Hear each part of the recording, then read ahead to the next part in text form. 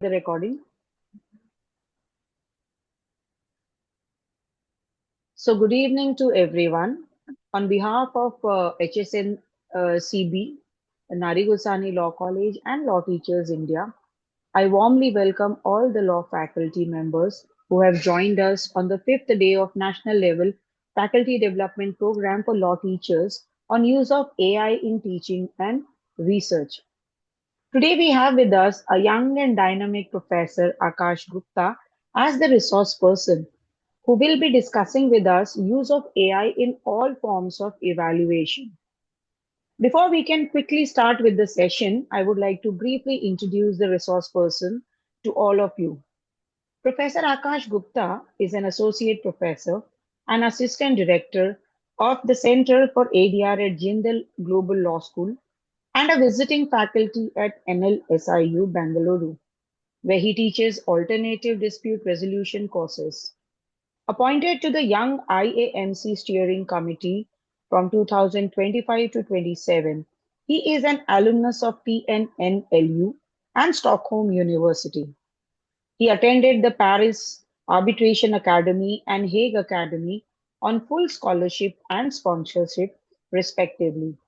Awarded the Emerging Arbitration Law Teacher of the Year and Young ADR Academic of the Year in 2023, he has 13 Scopus indexed publications. He regularly judges competitions like WIS and JESUP, conducts workshops across India, and serves on editorial and advisory board of leading Indian and foreign ADR journals. Professor Akash Gupta, we are indeed honored to have you on this platform with us today. And today, the topic which you're going to be discussing is very intriguing and interesting. And I'm really looking forward to learn a lot. And I'm sure all my friends out here, all the faculty members are eager to learn how to evaluate by using AI. So without much ado, I invite Professor Akash Gupta on the days to take over. Sir. Thank you very much, ma'am, for having me delivering this session. Thank you very much, Kalpesh sir, for giving me this opportunity. So, the topic for today's discussion for the next 60 to 90 minutes, it's role of AI in law school assessments.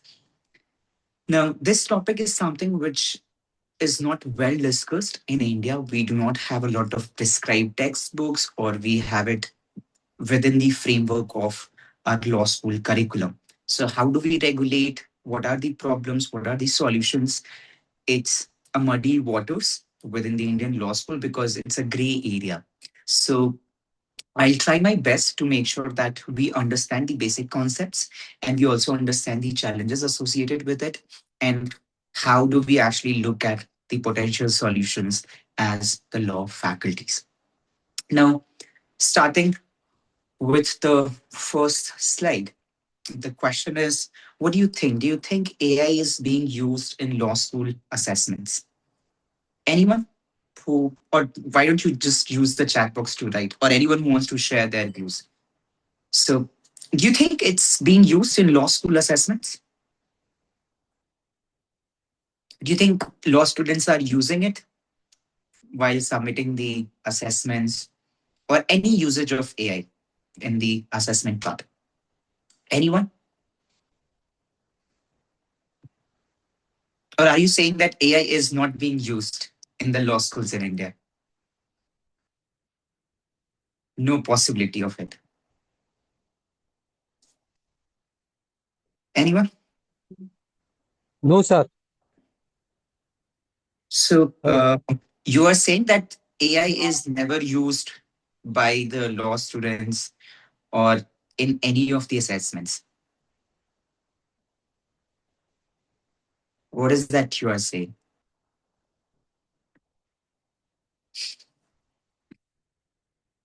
Just to give you an insight, what do I mean by usage of AI? AI is used in law school. It depends on the teacher that whether he use AI or not, because different school makes it, some school makes it mandatory, some don't make mandatory. So it is upon the teacher that whether he uses it or not. So there is no regularization in Indian universities with regard to this. Therefore, the teacher uses it according to his personal will. So my question is simple. In your view, do you think people are using AI while Yes, submitting definitely. assessments? Yes or no? It's a very simple Yes, question. yes. Yes, yes. They use a lot. Students use a lot. Okay. Now, just to clear the air, let's look at this.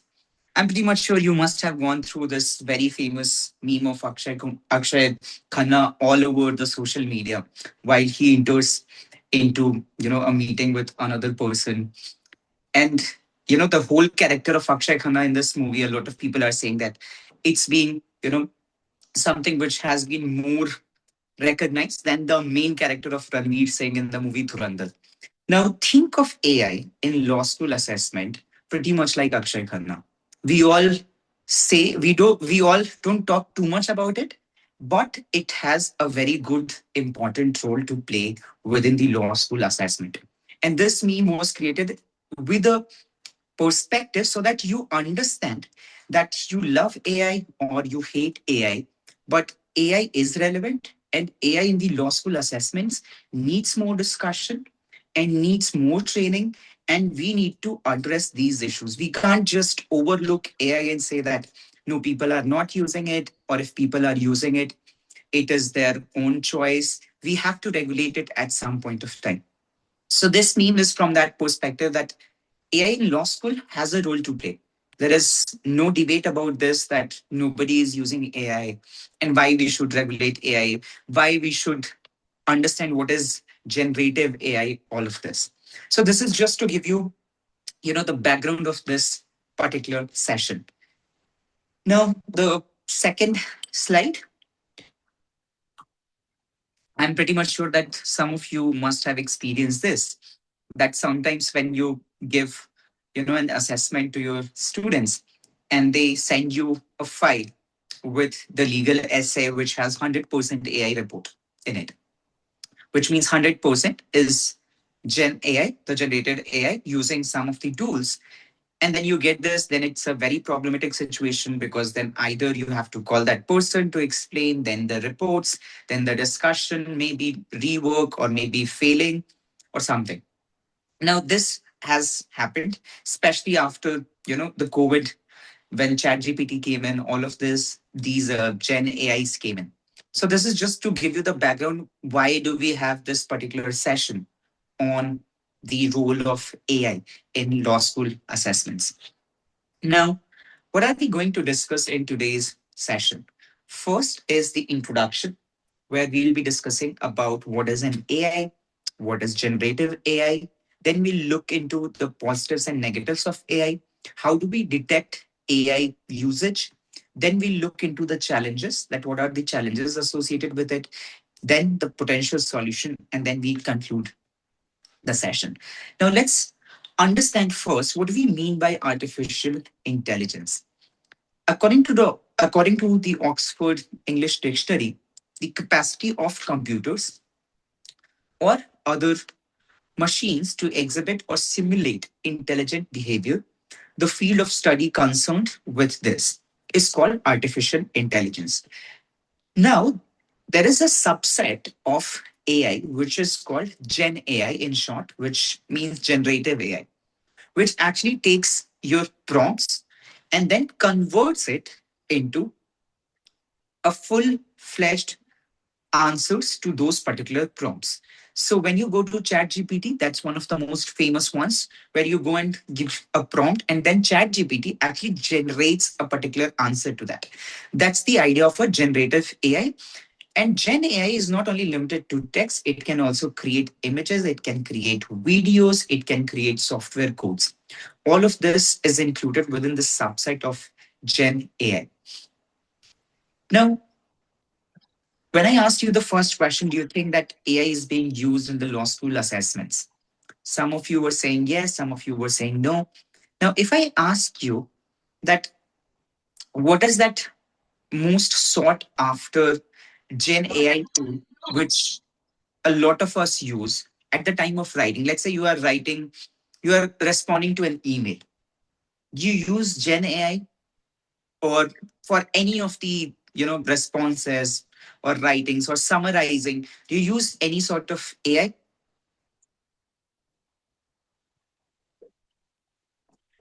What is that platform which you use?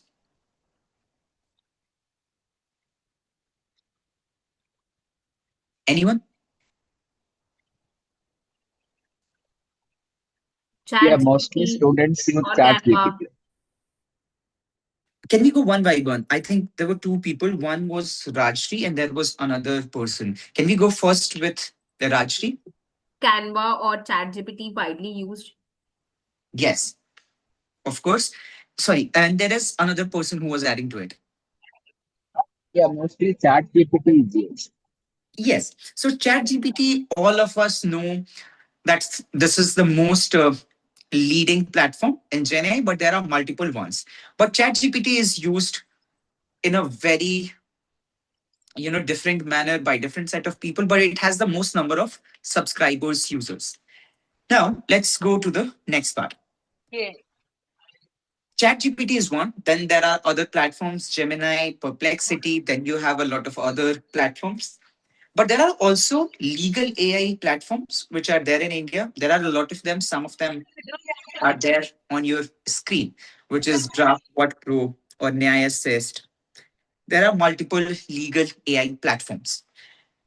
Now, the question is, now we understand what is artificial intelligence. Now we understand what is generative AI. Now we have three questions on the screen. Do you think that Gen AI is reliable? They can think like humans, and whether they can understand the subjects. When I say subjects, we are talking specifically about law. Do you think they can understand it like humans, like us?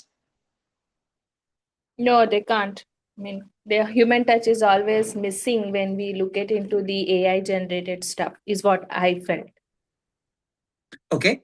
Just to be the devil's advocate here, what if I tell you that uh, ChatGPT has passed the solicitor's qualifying assessment examination in UK, which is more like their bar council exam, with flying colors, like good marks. So will that change your answer? That Maybe for multiple choice questions, Hmm. something like that, yes, AI may be doing more better than human beings. But when it comes down to elaborating an answer, or trying to get a proper case studies, or when you really want your article to be read in such a way that people may able to understand in a simple language, that is where I believe ChatGPT does lack in human touch. okay, very good points. Now all of this is something which I also came across when I was researching and drafting this slide. So there are different set of research which has been done. One is on the MCQs. In MCQs, it's tremendous. It's almost very good accuracy, reliability. You are right that MCQ has more reliability, more accuracy than the subjective ones. But then there are other set of researches. For example, in the Hong Kong, there are subjective law exams where ChatGPT and other GenAI were used, and they again passed with very good numbers. Now, all of this is fine, but the conclusion of those surveys were this, that even though they have a metadata, they have a lot of data which is fed it. So let's say they have tie-ups with multiple search engines, whatever data which is lying on internet, but that doesn't mean that they can do a similar thinking like humans. And at the end of the day, there exists a risk of misinformation. So, in all of these surveys, there was one thing in common. In all of these scholarly writings, also, there was this thing in common that they are not accurate, they cannot think like humans, and they cannot understand the subject with a human touch. So, what you said is exactly right, which is the conclusion of these research. So, these three questions are answered in negative. Does that mean that AI is something which shouldn't be used at all? So it should be banned? What do you think? Because now we have talked about two different extremes. One extreme is that you can pass the bar council exam. The other extreme is that they are not reliable. The other extreme is that they can pass the bar council exam also. So how do we make this balance? Do you think that AI should be banned? From past 4-5 days, the sessions are going on, and it created more confusion whether to or not to. So it's like a 50-50% kind of thing. Maybe before attending these sessions, we would have said, ki, yes, we can use it. Completely 100%, we would say that no. But after attending these sessions, it feels like we are into the third world where AI is, playing a very important role. So we cannot say we shouldn't be using it completely. We should use it only as an assistant tool instead of completely relying on that. We should have our own research area actively involved. Okay. So I think what you are saying is pretty much my understanding also, that we shouldn't go to both the extremes, that either you use 100% AI or we should never use AI at all. Sir, I want to Yes. say something with regard to this. Actually, sir, we should use AI as much as we can use it, but there must be some regulations by Government of India or by the universities with regard to this, that we should recognize this, that we have done this research by the help of AI. So the law or solid law, enforceable law is required for it. We should fully use, I think. Okay.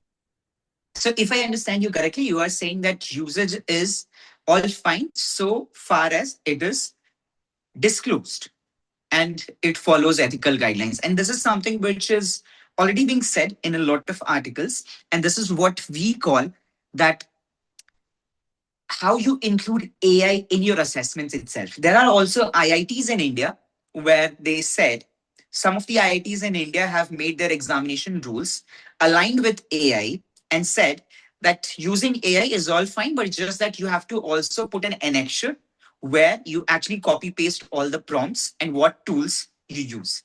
And you have to create that trail in the annexure. Now, this is something not very new, which the IITs in India are doing it. This is something which has been already done in the West. So they actually include this within their examination rule, that you have to include all the prompts and you have to create a trail in the annexure, that how much you have used, how you have used all of this.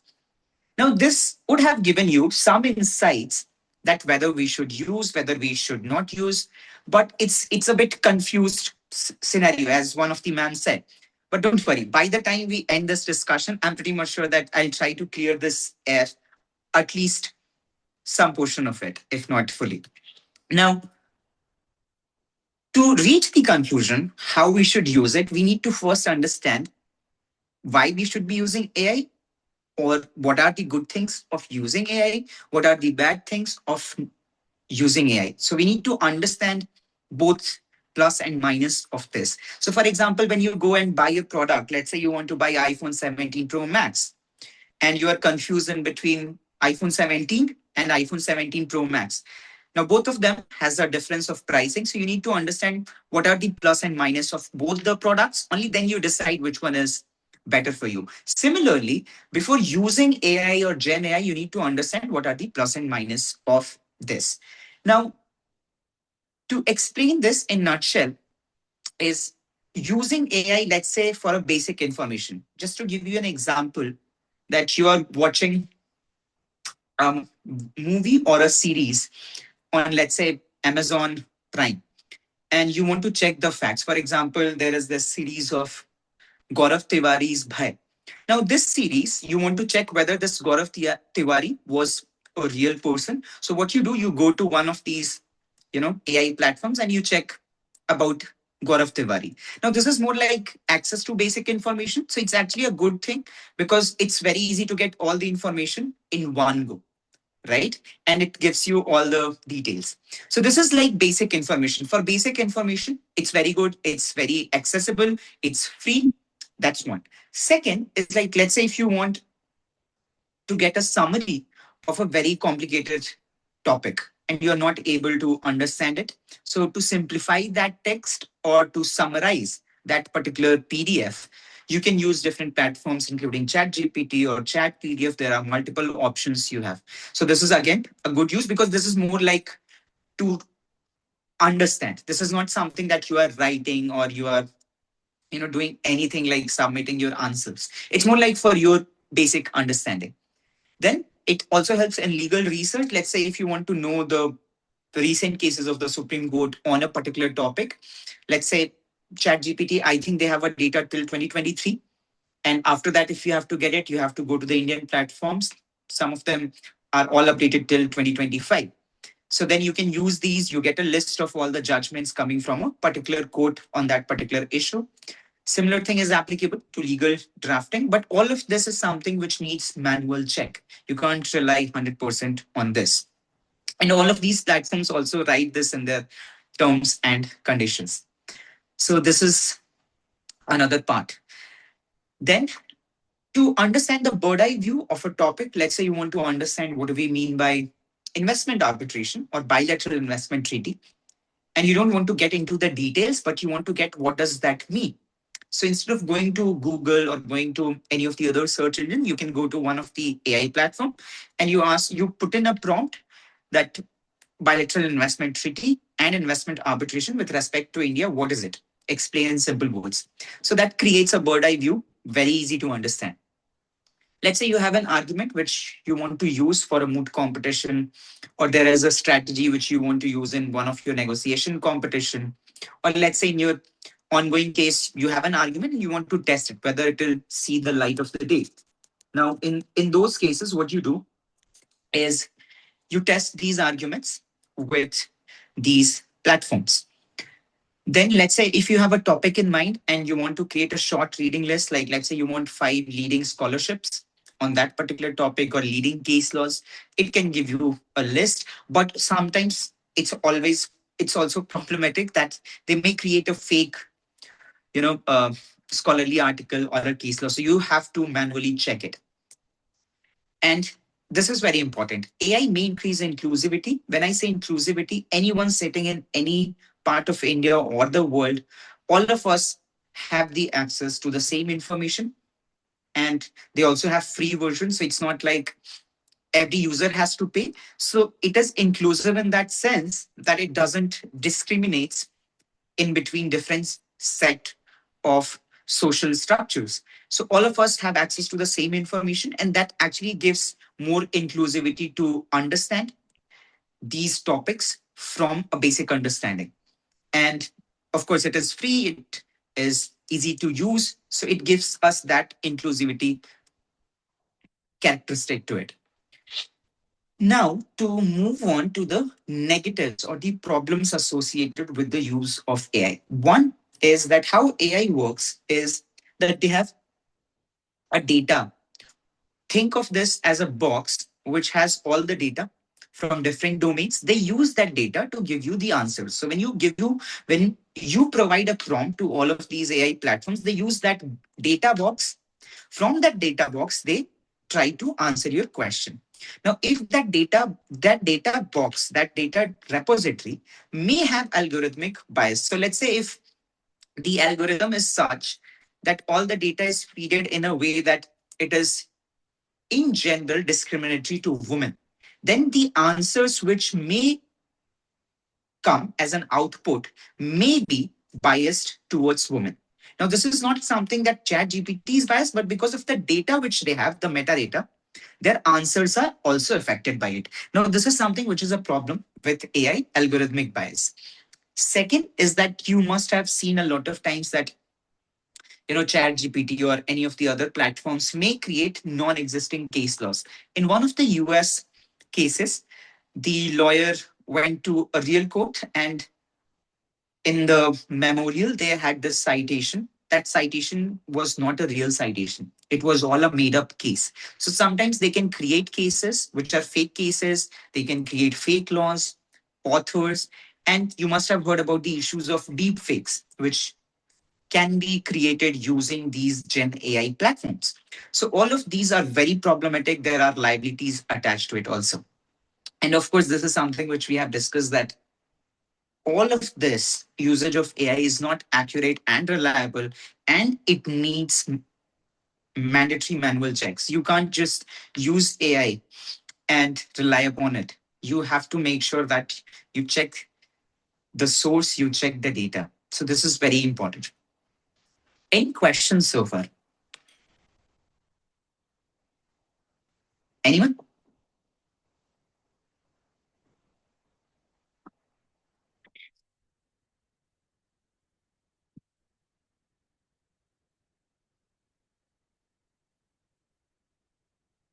Okay. Now, just to give you an insight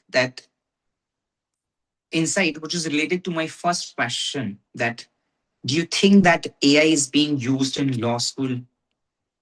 So there is this survey which was conducted in UK, and the survey was with respect to use of generative AI by students in the United Kingdom.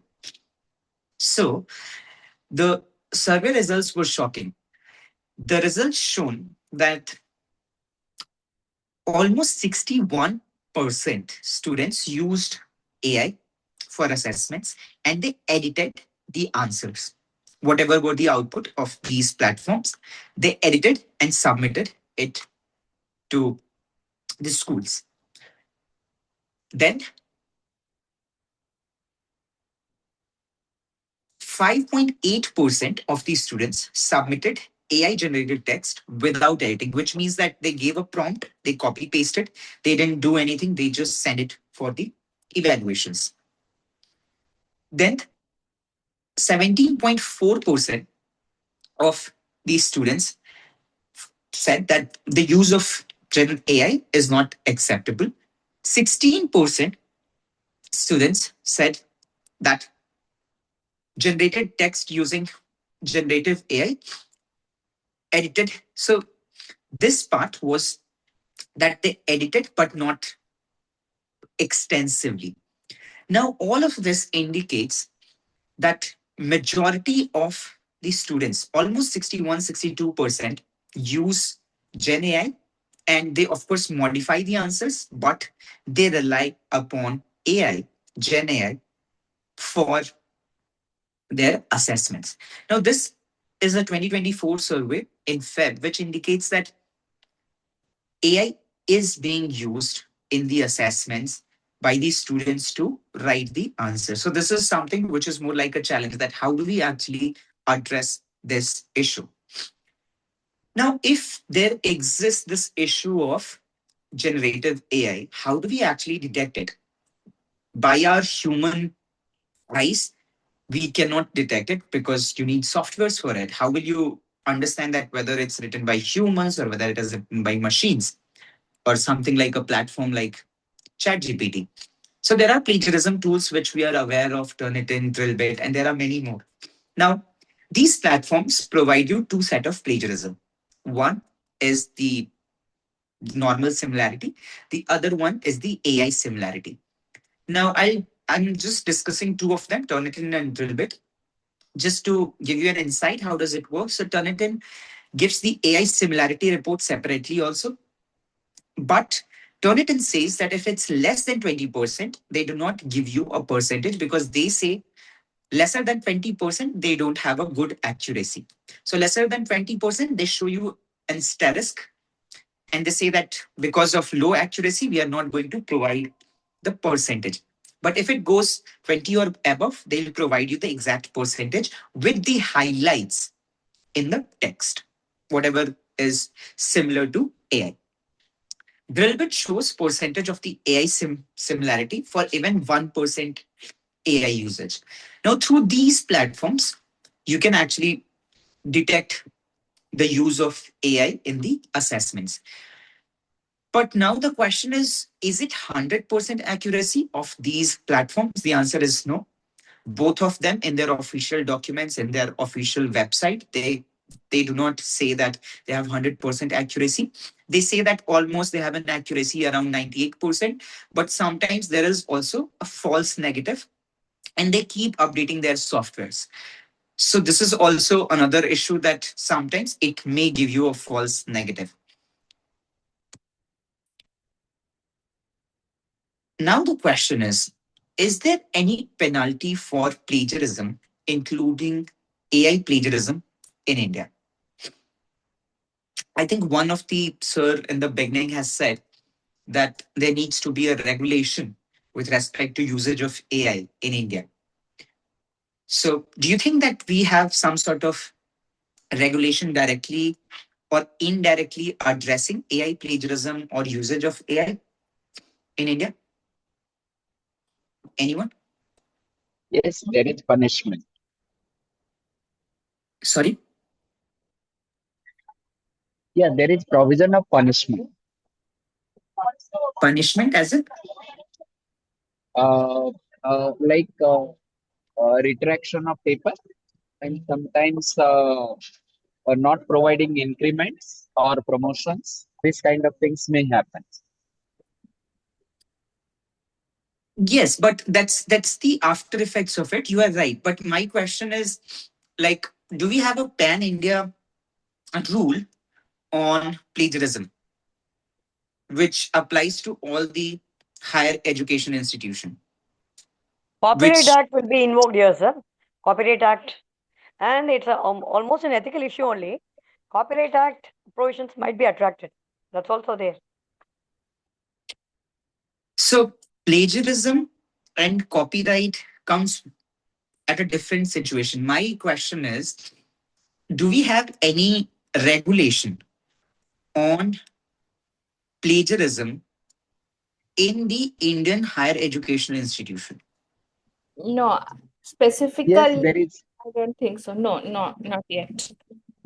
Yes, there is regulation by UGC, like Yeah. for submitting PG dissertations and PhD thesis.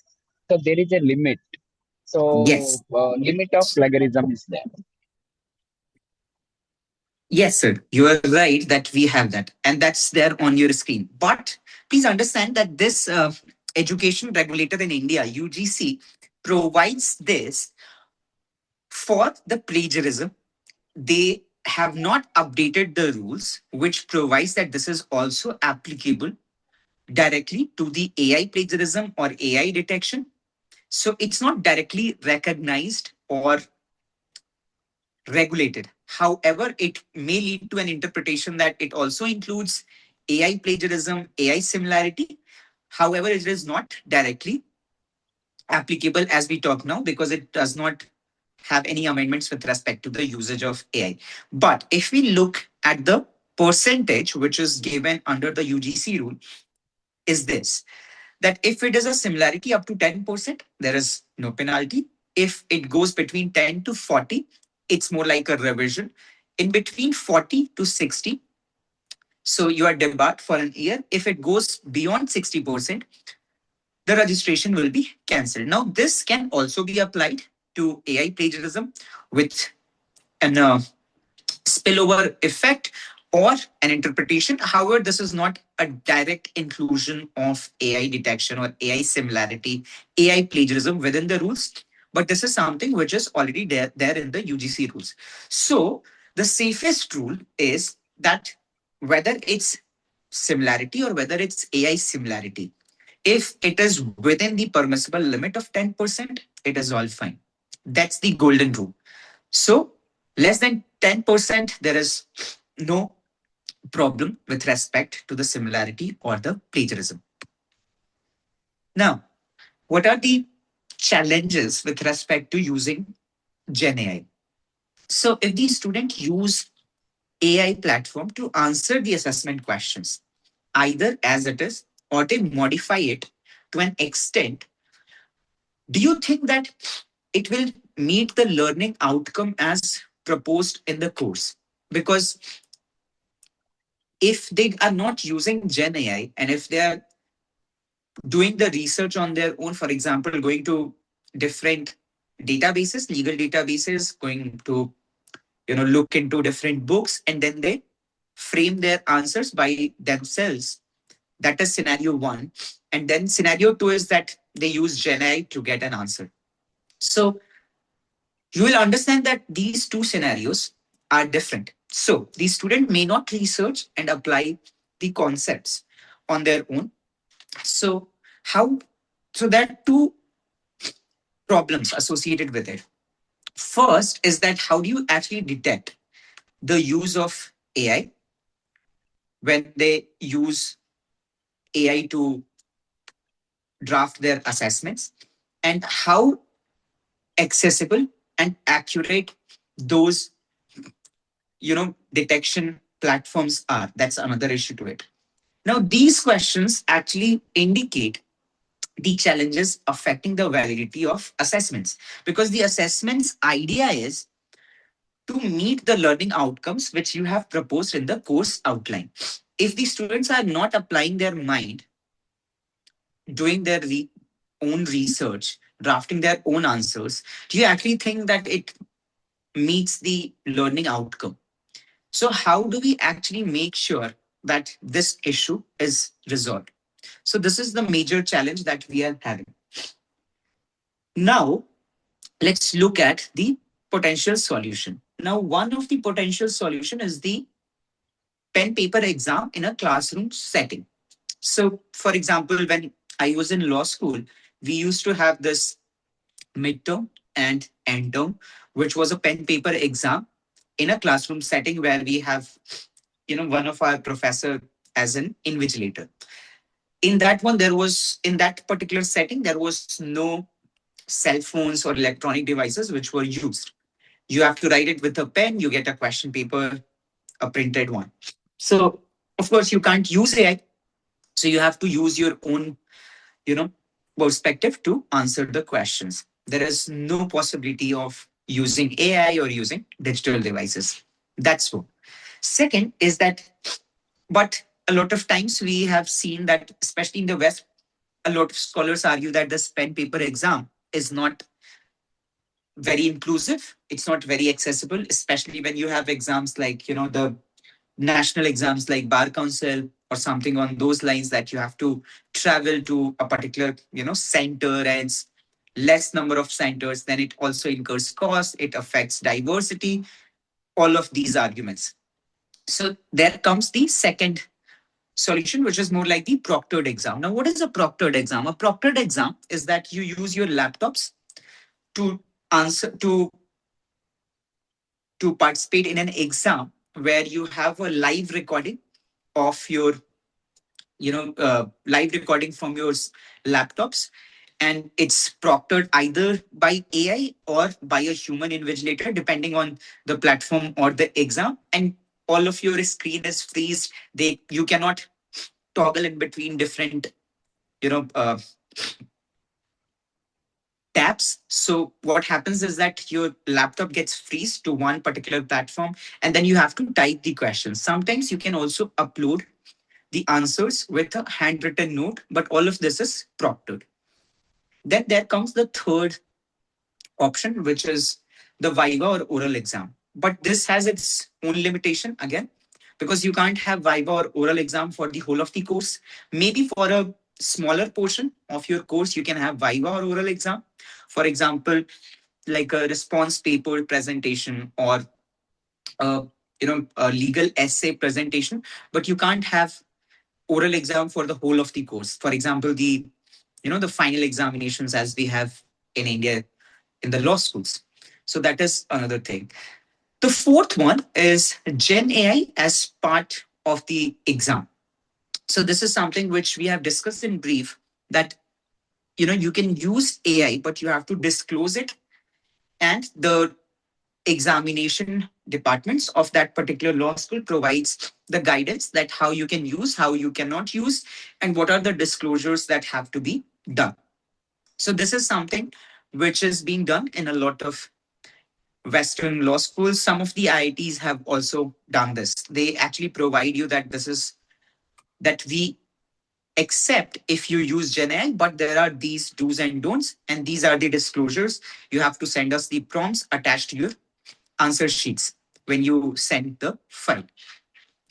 Now, in one of the paper which I was reading for researching on this particular topic, so they have created a bandwidth of using Gen AI on a scale of one extreme, which is academic dishonesty, to another extreme, which is authentic learning. So it moves from the left, starting with student copy paste an answer from GenAI and submits. Second is student submits questions to these chatbots, edits output and submits. Third is that the students creates multiple prompts and they get all of these answers in different outputs, and then they compiles all of them and send it. The fourth one is a student writes the draft and to improve grammar and style. And the fifth one, which is the extreme towards authentic learning, is that the student asks chatbot for asking help with respect to understanding the key themes and then writes the draft on their own. So this is one of the potential answers that we get from these research, that how do we understand that what is allowed and what shouldn't be allowed, what are the best practices, how you should use AI. So this gives us some help to that particular discussion. And with this, we come to the conclusion that this topic is not something which is well discussed. So, and this is something also that all of us needs training. I'm not saying only the law students need training, but also the faculties, including us, and also the administration staff of the law school, so that we understand first how to use AI, how to regulate this. Only then we can assess the usage of AI in the assessments. So all of us needs to be trained. Second is that AI software needs to be used to detect AI. All of the, for all of these assessments evaluation, we need to first have an access to these platforms. Only then we can detect it. But for that also, we need the basic trainings, and also the students needs training, because unless until they understand how these softwares work, it's very difficult for them to actually understand what are the repercussions of this. So it's our job to make sure that these students understand this. Third is that maybe that the examination styles, the current examination styles have to be updated in line with addressing these AI concerns, which means that, all of these assessments should have this very clearly, that what is the AI similarity, which is allowed, what is not allowed. So more detailed the guidelines are from the examination department, it's better for the students to understand what are the rules with respect to the exam, including the rules on AI. And with this, I conclude the session on role of AI in law schools. And if I'm not able to answer your question, or if you have a very detailed question which I can't discuss here, you have my contact details here. And now I open the floor for questions.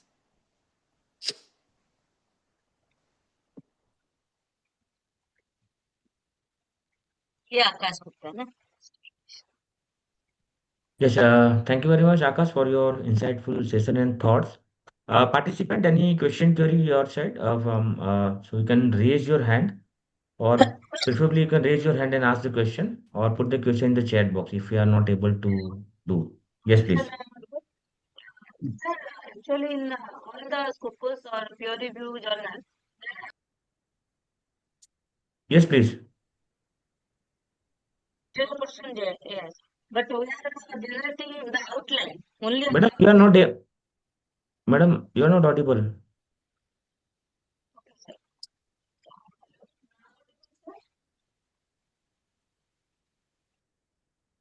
Okay, any other participants? Please raise your hand.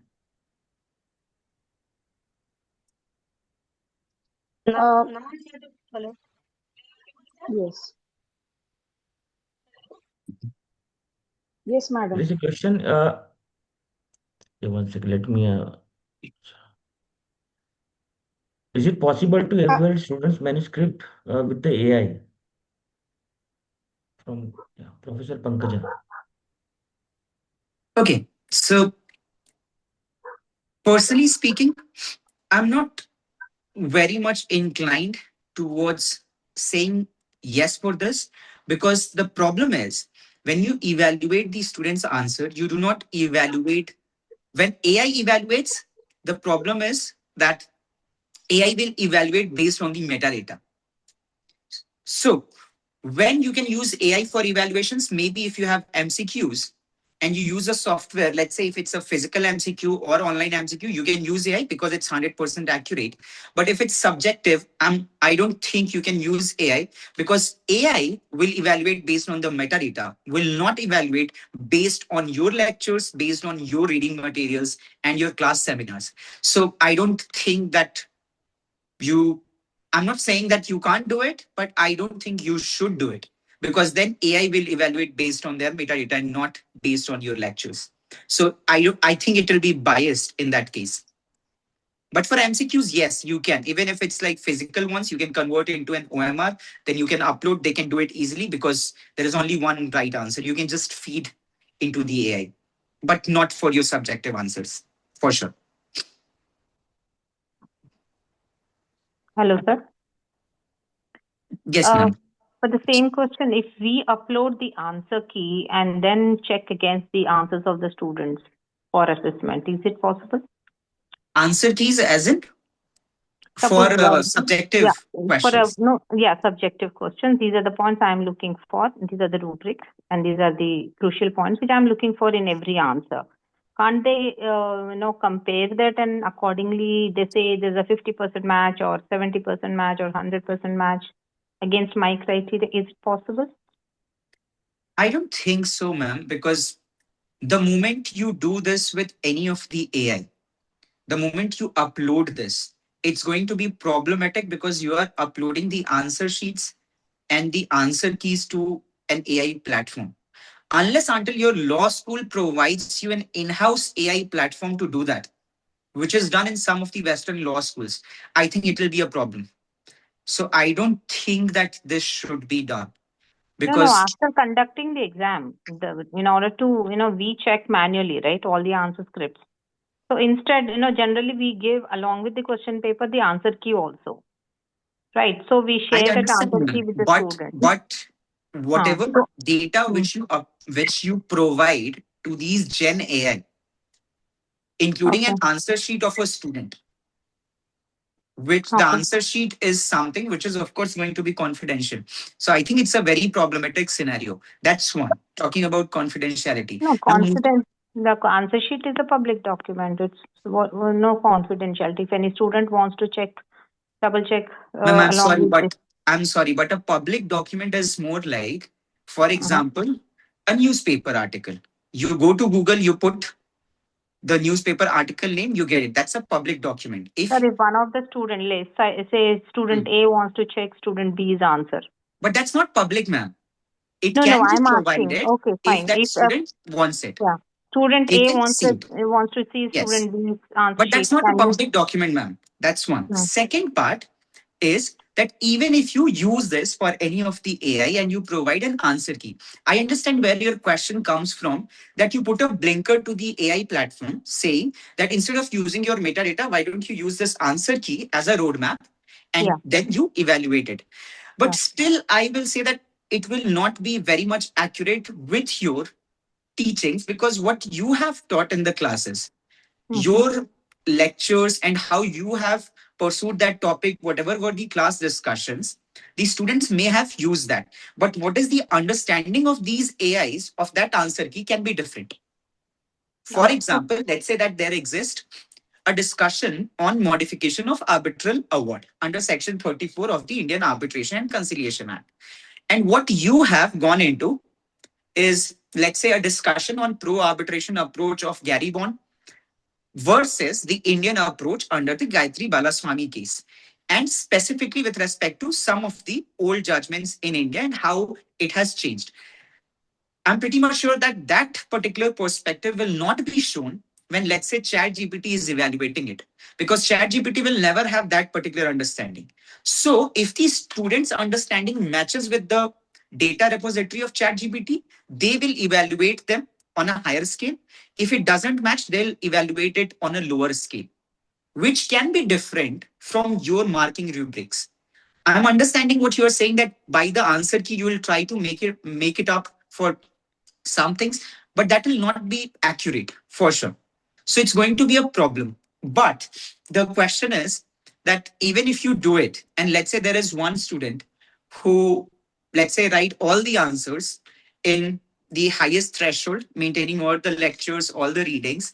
But Chat GPT, while they evaluate, it doesn't meet their standards. How will you actually, you know, compensate that student? So then it will be a problem. So that's why my answer is that I don't think for the subjective answers you can do it. Unless until there is one scenario where you can actually do, let's say if your examination rules actually provides that you can use, let's say, Gen AI, and they have an in-house or a subscription to one of the AI platforms which is tailor-made for evaluation, where you can feed all of these rubrics. There are also prompts which you can give, which makes them understand your perspective of those particular questions, and then you upload the, you know, the answer sheets there, and then you have options to look into it, modify all of this.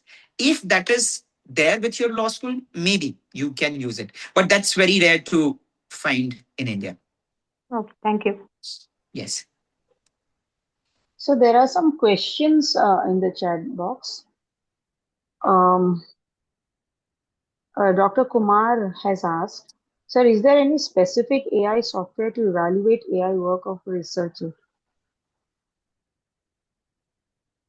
So is the question on AI similarity, or the question is evaluation of answer sheets? There are two interpretations to it. Yeah. Yes, Dr. Kumar, if you can unmute yourself and ask the question and give a clear picture as in what you want to know, it will be easier for him to answer. Okay, the next question here is, Akash sir, how AI is successful to finalize the answer? The question raised by students comparatively evaluated by the teacher. Is it justified? Asked by Dr. Mohammad Salim.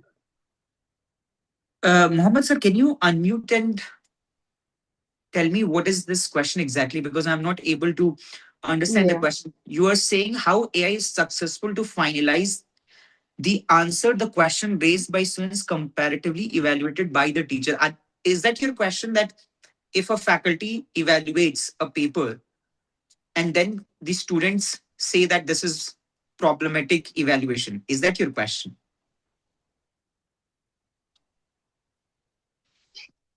Okay, by the time he answers, let's go to another question. As LLM students are using AI for their dissertation, how we guide them to reduce AI content? Okay, so first thing is that we need to make sure that we set up a meeting with the LLM students and make sure that they understand that beyond 10% it's going to be a problem. Second is, the moment they copy paste from any of these Gen AI, it is going to be detected by these AI platforms. So the golden rule is very simple, that whatever things you read, you research, you write it in your own words, and you give a proper reference to it. There is no doubt that it will come under Gen AI or AI similarity. This is the golden rule for this. So that's one. But I'm understanding where this question comes from. A lot of time, these students do not have access to these AI detection softwares, and then they use these platforms and then they submit it, which is going to be a problematic situation, because once you submit your final file, it's going to be triggering the rules on plagiarism. So I will say that it's always better to talk to your supervisor, to send the file in advance and to get a report, and then rework on it, write it in your own words to make sure that the AI content is within the permissible limit, instead of just sending your final file and uploading it on the portal. Okay, so the last question for the day is, what is metadata and meta AI? Okay, so basically when I use the term metadata, it basically means, think of the repository of internet, the whole of the internet. Let's say anything which is lying on internet, which is a public link, open access, that is the metadata. So how all of these Gen AI works, whatever are their subscriptions, either paid ones if they have a collaboration, or anything which is there on Google, on newspaper articles, which is free to access, all of this is the metadata. So whatever is lying on the internet, they use that particular data to answer your prompts. If something which is a paid website, you have to pay for reading that article, and they do not have subscription, that will not be attracted. That will never be used to answer your prompts. So this is what we mean by metadata. So anything on internet repository, and your AI platforms will of course use it. If it is a paid one, if the AI platforms have a collaboration with it, they'll use that data to answer it. So all of your prompt answers is actually related to that particular repository. Okay, sir. So I think those are all the questions that we had for the day. And if I have to wind up and summarize today's session, sir, you started. Yes, Dr. Mohammed, do you want to ask anything? Your No, voice is ma'am, no, cracking, sir. yes, ma'am, I am traveling basically, and so my voice is not Okay, clear. So, but okay. I think Right. we get the answer, that is the tools which has been applicable, but I think it may be justified or not. That was a question, because the students are mostly depending on the AI tools and they believe on that. Yes. So I hope you're answered, sir. Yeah. Thank you, ma'am. Thank you. Yeah. Thank you, sir. Thank you. So let's summarize today's session. Professor Akash Gupta, you started by saying that AI is used in law schools a lot. You gave us a roadmap where you gave the introduction, you gave the positives of AI and negatives, and a lot of other things as a roadmap. You introduced AI in detail and also generative AI with us. You highlighted how AI is very famous amongst the students and how most of the students, many students at law school and other law colleges use AI for the assessments. We discussed about generative AI tools, whether it is reliable, can they think like humans, and so on. You also highlighted that generative AI is mostly used and beneficial in MCQs. You discussed in detail the positives, negatives, such as algorithm bias, and how it may not be accurate and may not be taken as accurate and reliable.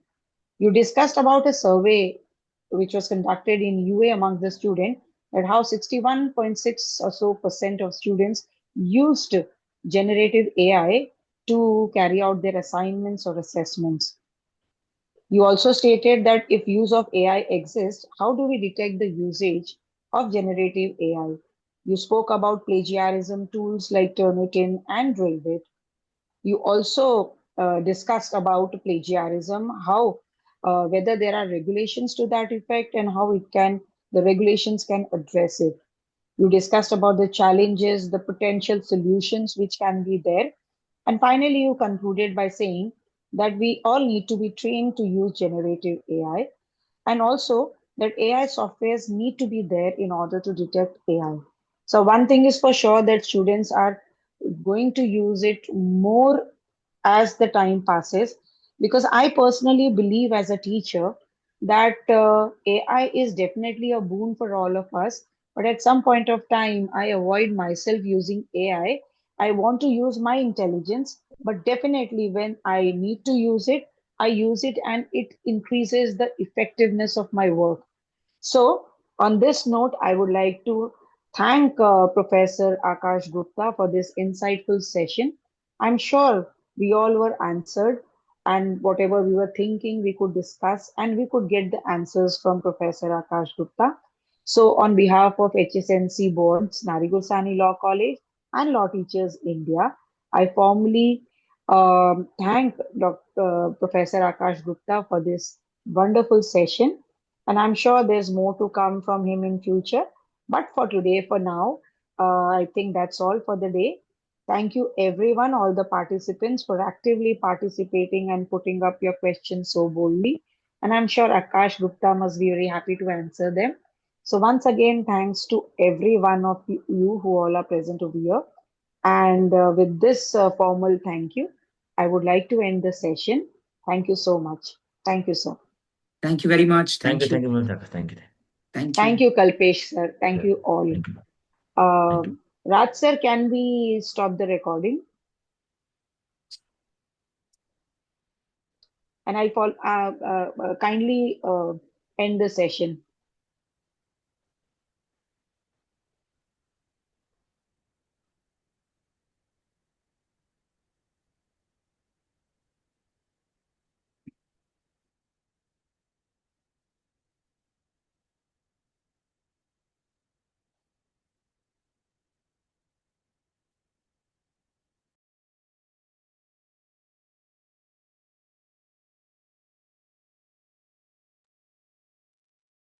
Raj sir, kindly end the session for all.